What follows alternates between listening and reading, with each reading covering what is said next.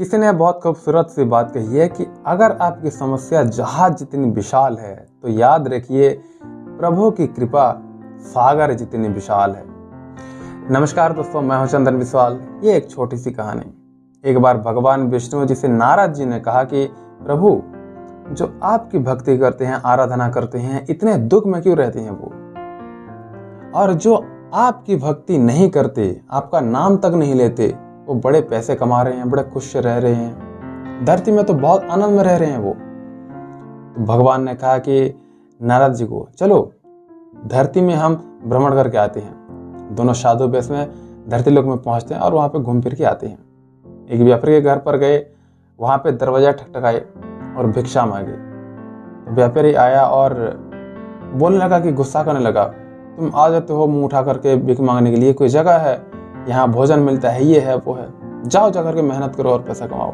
बहुत कुछ कहने लगा, तुमने धंधा बना लिया, ऐसा बहुत कुछ कहने लगा, अपशब्द कहने लगा वो। तो दोनों वहां से चल जाते हैं। नारद जी ने कहते हैं कि इसको श्राप देंगे, इसका व्यापार सब चौपट हो जाएगा, सब बेकार हो जाएगा। थोड़ा वहां से जैसे आगे चलते हैं तो भगवान जी ने कहा कि तुम्हें और धन मिले, तुम और प्रसन्न रहो, तुम्हारा व्यापार ऐसे फलता फूलता रहे, आराम से रहो। नारद जी को समझ में नहीं आया कि ये क्या बोल रहे हैं प्रभु। जैसे और थोड़ा आगे जाते हैं, झोपड़ी में एक बूढ़ी महिला रहती थी, भगवान की आराधना करती थी, पूजा पाठ करती थी। झोपड़ी के बाहर एक गाय बंधी हुई थी। वहां जाकर के इन्होंने आवाज लगाया, भिक्षाम देहि। माता जी आए, उन्होंने कहा कि भोजन तो नहीं करा सकता मैं आपको, लेकिन गाय है, मैं आपको दूध जरूर पिला सकता हूँ। इन दोनों को दूध एक एक गिलास दे दिया। दोनों साधुओं को बड़े अच्छे से दूध पिलाया। उन्होंने कहा कि कोई चिंता की बात नहीं है, आप बस हमें आशीर्वाद देके जाइए, मैं तो भक्ति करता हूँ, मेरा जीवन ऐसे ही चलता रहे। ऐसे बहुत कुछ कहने लगा। दोनों साधु जो वेश में आए थे, भगवान जी और नारद जी, वहां से चल दिए। थोड़ा सा जैसे आगे गए, भगवान पीछे पलटे झोपड़ी की तरफ और कहने लगे कि तुम्हारी जो गाय है कुछ दिनों में चल बसे। इस तरीके से जैसे भगवान जी ने बोले, नारद जी थोड़ा कंफ्यूज हो गए। बोले कि जो व्यापारी हमें गाली देके भगा रहे हैं, जो हमें उल्टा सीधा बोल रहे हैं, आप उनको बोल रहे हैं पैसा मिले, और जो माता जी इतने प्रेम से हमें दूध का इंतजाम करवाया, हमारे लिए इतने आदर से हमारा सत्कार किया, उनको आप बोल रहे हैं कि गाय तुम्हारी चल बसे।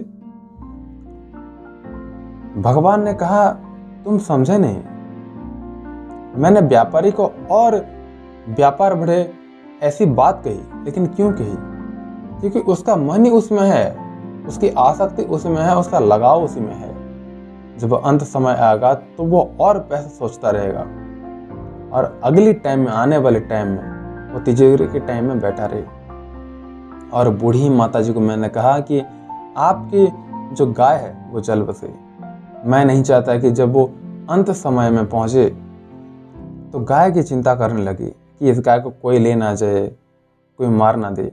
वो गाय का सुमिरन ना करे, वो मेरा सुमिरन करे। इसीलिए मैं उस गाय को उनके जीवन से पहले हटा देना चाहता हूँ। शास्त्रों में कहा गया है कि अंत समय में हम जिस भी चीज का स्मरण करते हैं, जिसके बारे में सोचते हैं, हम वैसे ही बन जाते हैं। अगर हम स्मरण ही प्रभु का करेंगे तो अंत समय में ही हम प्रभु को ही याद करेंगे और हम उनके पास पहुंच जाएंगे। इस कथा का सार वही है।